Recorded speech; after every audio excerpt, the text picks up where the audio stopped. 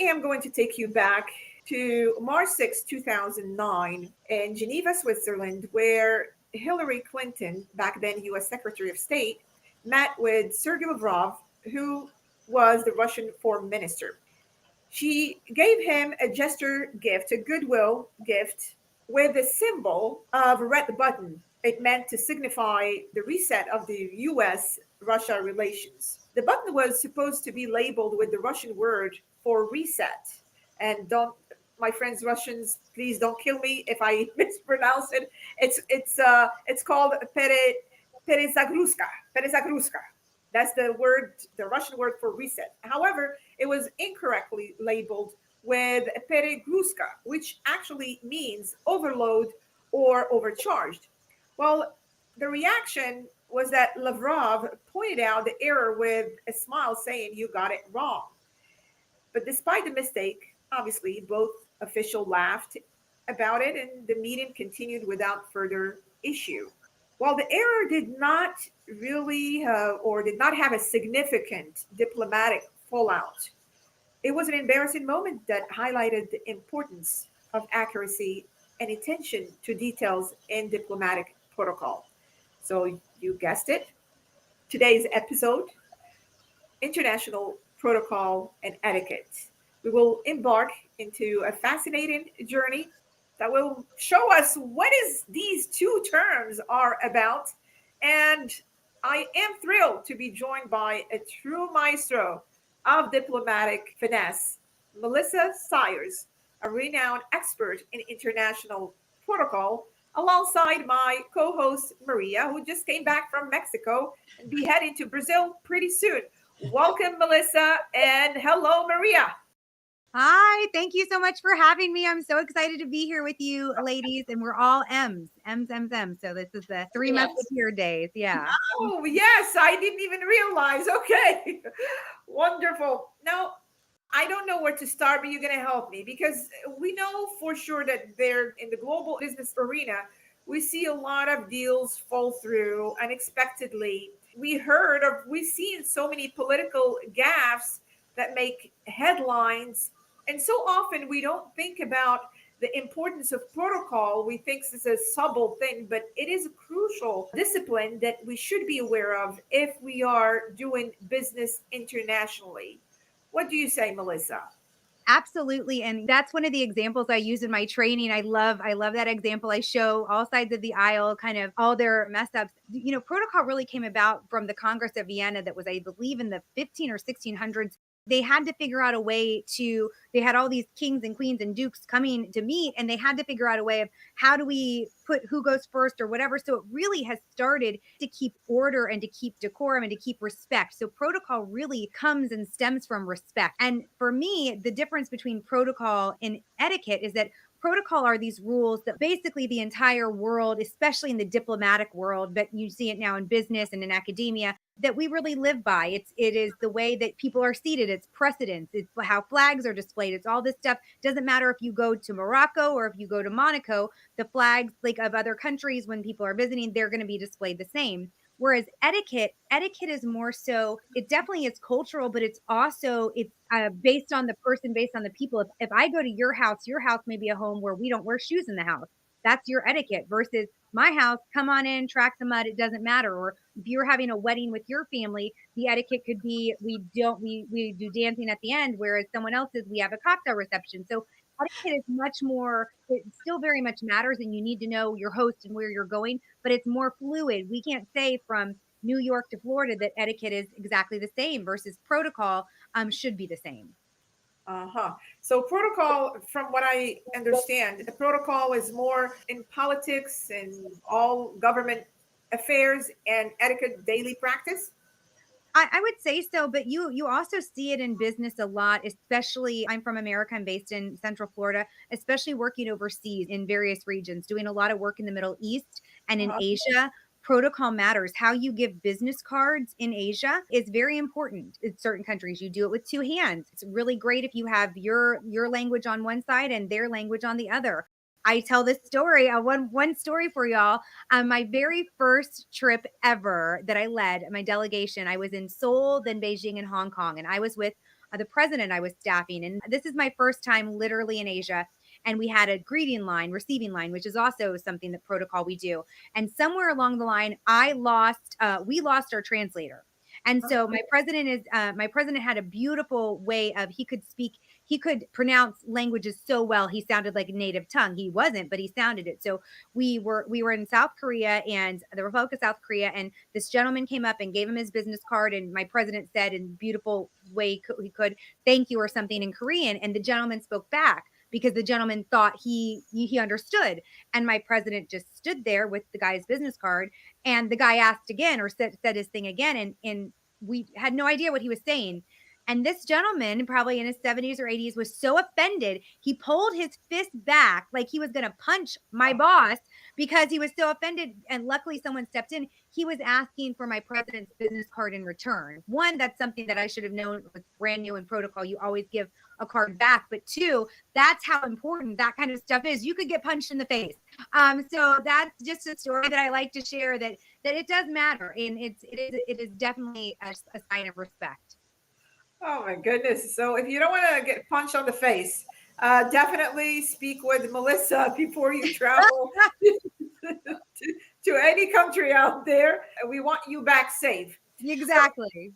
That reminds me, talking about conflict and how people can misrepresent or misunderstand certain behaviors. And I guess what I heard you saying before, it seems like etiquette has more to do with the specific behaviors, whereas protocol are the rules.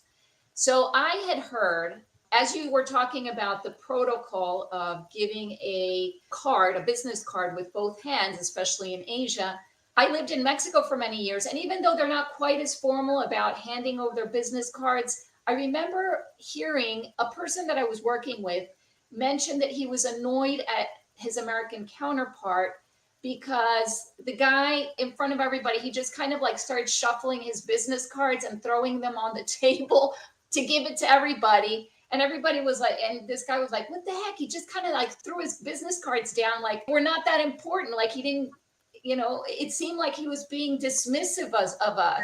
Absolutely. And there I had to work and say, no, that was not it. He was just probably minimizing the importance of his own business card.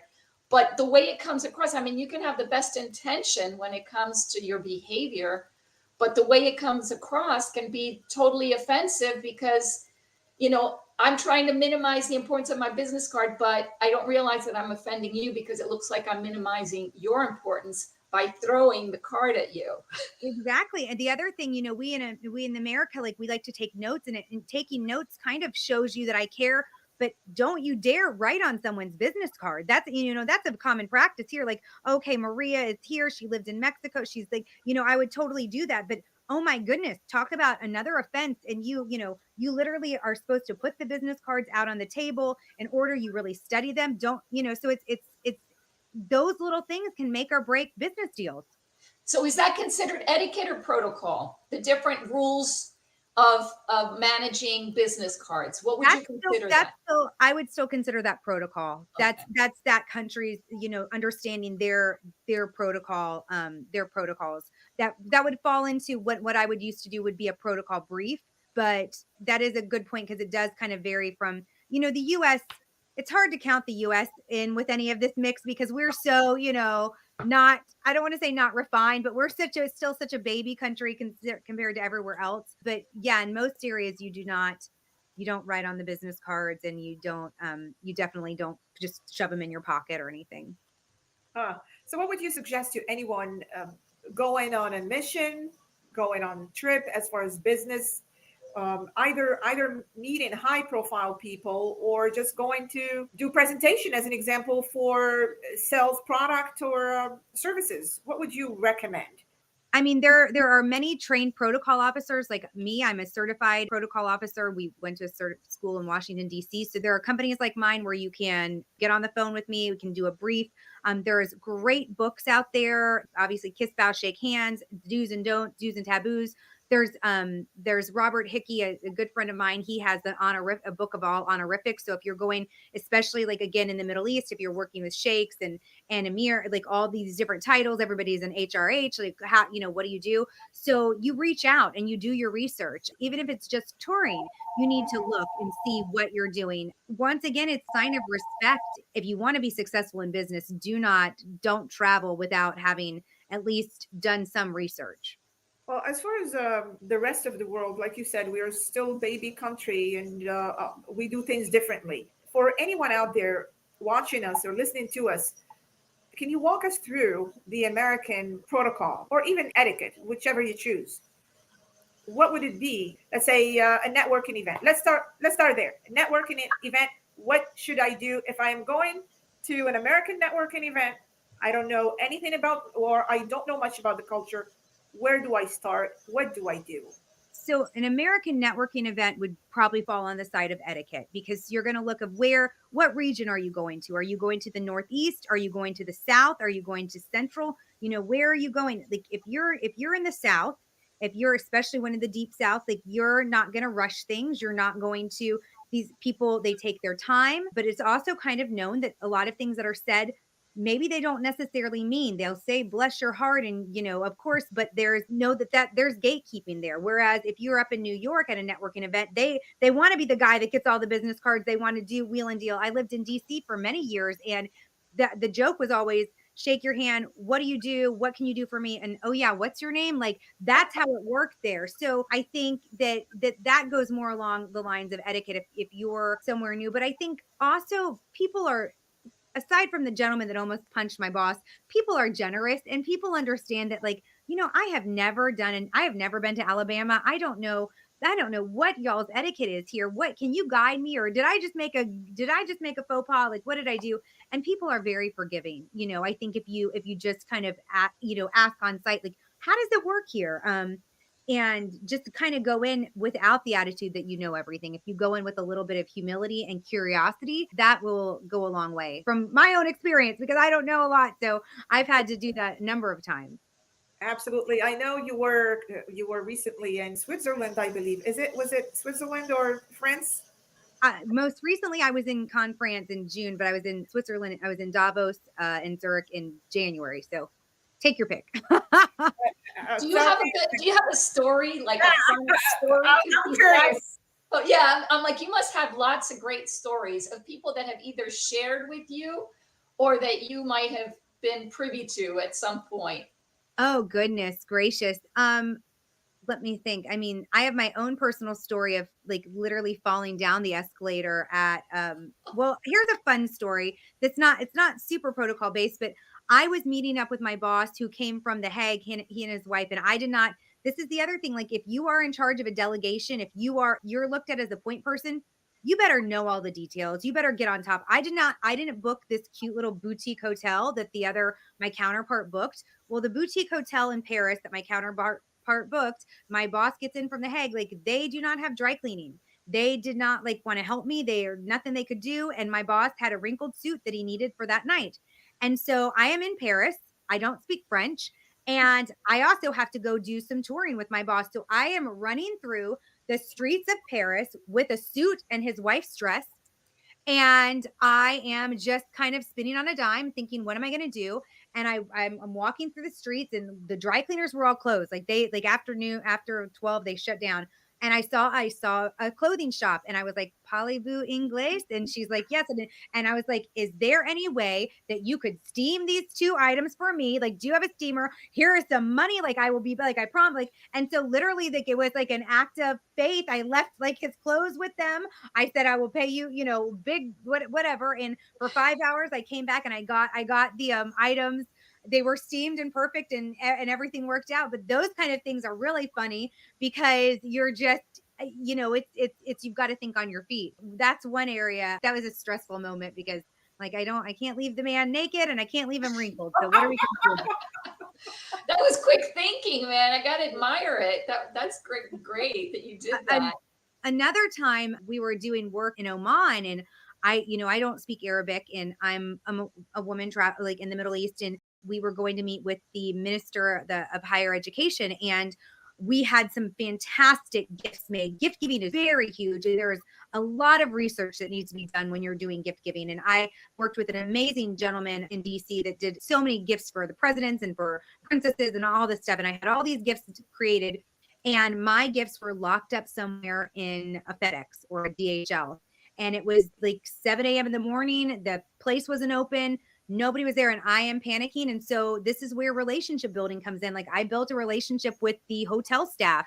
I was kind coming in. I was kind with everything I did. I tipped generously, and joyfully. And so they actually drove me around, just myself, tracked down the owner of the DHL and got the huge gold plate that I had shipped over. So that was another time that I had like a mini panic attack that what is happening.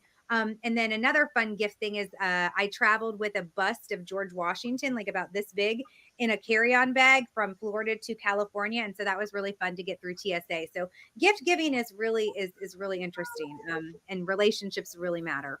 Well, let me ask you another question, because this would come up, and I have a story. There was a guy an American guy, and when it comes to gesturing, that can be a little tricky. And in Mexico, sometimes people, when they say thank you, like from car to car, they'll go like this, like they're tipping their hat. But a lot of, some people might think like, what is this gesture? So there was this guy I knew, and he's like, Maria, the other day I'm driving and I let somebody go by, and the guy goes like this to me. So I flipped him the bird. And I was like, Reed, they were thanking you. He's like, what? I'm like, yeah, they were thanking you. He's like, this isn't thank you. This is thank you. This looks like, something bad. And I'm like, that's an etiquette thing. Yeah, that's an etiquette thing. I tell you. Well, my first time as I did a service trip it was, I think, Honduras, possibly. I can't remember, but the okay sign, I think it was the okay sign, actually was like calling for prostitutes. So like, don't, A-okay, like in the US, like it's A-okay. Don't do that, or thumbs up, or something crazy like that. So yeah, gesturing super matters. It's nuts. It's like how much it matters. And I do have a story. I do have a protocol story for you that was crazy. So in the Asian culture, a lot of times you do business over big dinners and a lot of drinking, and there's a lot of toasting. You give toast. That's what you do. And the gentleman that was hosting us, the VIP, was there. And Mona, I have a funky personality and I'm fun. And so I was on the other side of the table with, the staffers that were my level. It was a big round table, and my president was nearby. And I think the gentleman, the VIP, he gave a toast, and then he asked me to give a toast. He looked to me next. You kind of hold the glass in your hand, and it's like, he said, your turn. Well, I gave a toast and then I passed it off. Later on, my president was incredibly upset with me, and he said, Melissa, why did you give a toast before I gave a toast? And I said, sir, he had every right to, because he didn't see the man ask me. I said, the only reason I did that was because he literally asked me, and you missed that moment. But talk about going out of protocol, that if the guy didn't ask me, that is a huge no-no. Like, it's seniority first. But that was a moment where I'm like, oh my goodness, I did not go step over you, sir. I only did it because I was asked. And to be prepared to do toast is important too. Absolutely. I always tell people, listen, if you're doing any work outside of your little box, you better know the etiquette, you better know the protocol, because these are so important and they go hand in hand. And I do see the need, and you may echo this, Melissa, I do see the need for companies, for schools, for government officials. I do recommend for them to get trained in these, definitely these two topics, because they are extremely important if you're doing business outside of your town or outside of your city. And it can make or break your relationship, like you said. I remember a case where a Peruvian was in Mexico, and one of the employees would pick her up and take her to the office. And she told me, she's like, I'm a little upset because the guy doesn't greet me when I get into the car. And we have this uncomfortable silence all the way to the office. And the guy told me separately, he's like, this lady, she gets in the car, she doesn't greet me, and we have this uncomfortable silence all the way to the office. And I had to tell her, I said, listen, here in Mexico, the person who gets in, last one in, is the one who's responsible for greeting. First one out says goodbye, but you take it for granted. Who's the first one who has to initiate a greeting? And it's two Latin American countries. Who would have thought, right? And Right. so things get lost in translation. So once she knew that it was on her, she felt bad because she was judging the guy, and she's Yeah. like, "Oh, it was me. I was the one who should have said hello first," right? That's something that I love about Mona. Mona brings women and people together of other cultures, of so many backgrounds, religions, and just ethnicities. And it's a judgment free zone, actually. And I think that when you're able, especially when you're welcoming people and working with people on your territory, on your side of the aisle, to give a little bit of grace and to understand that, maybe there is a barrier, maybe there's a gesture, maybe men don't shake women's hands, or maybe like hugging is what you're supposed to do, even if you felt uncomfortable. But Mona is like the perfect example of someone that gives so much grace and has a lot of curiosity. And I think that leads to success in international business. That's a really good point. And I think that one of the things that I always bring to the table when doing any kind of intercultural training is you need to assume positive intent. People don't go out of their way to offend you. And sometimes people don't know what they don't know. You shouldn't be offended that they don't know it, and be willing in good spirit to teach them, because not everybody knows everything. We certainly don't know everything. So being open to teaching and being open to learning, I think it's key. Wouldn't you agree, Melissa? I completely stay curious. The benefit of the doubt, there's these cliche terms like, but they're there for a reason, because they actually matter and they actually work. Do unto others like the golden rule, as you want done to you. Like it sounds simple enough and we've heard it enough, but honestly, like, how do you want to be treated? Like, do you want, maybe like, I know that I'm an extrovert, but so many introverts are judged because they are maybe standoffish. They stand to the side of the room. They don't, it's not that they're rude. It's not anything. It's just they weren't born with Melissa's personality. And so to judge and to, really make an assumption on that is so unfair. So yeah, I completely agree with you, Maria, completely. Well, I wish we had more time to discuss this, and hopefully, this has been an eye-opening discussion for you, whether you are a seasoned diplomat or international business professional, or simply curious about the hidden rules that govern global interactions. Melissa, where can people find you? Because, as I mentioned, you are the expert in international protocol. They can find me at melissa@styersconsulting.com. That's my email address. Just shoot me an email, or I would love for you to connect with me on LinkedIn. So just find me on LinkedIn, Melissa Styers. Always happy to have these conversations. All right, excellent. If you're about to get on a plane to do business, Melissa will help you navigate the complex world of international protocol and etiquette. There's a lot to discuss, a lot to learn. Feel free to reach out to her. I thank you so much, Melissa, for your time. I know you're very busy. I thank you also, Maria. I know you're getting ready to travel. And until next time, stay safe, stay well, and be blessed. Yes. Also, be global, okay? Be curious. Curious, yes. Thank you so much. Bye bye.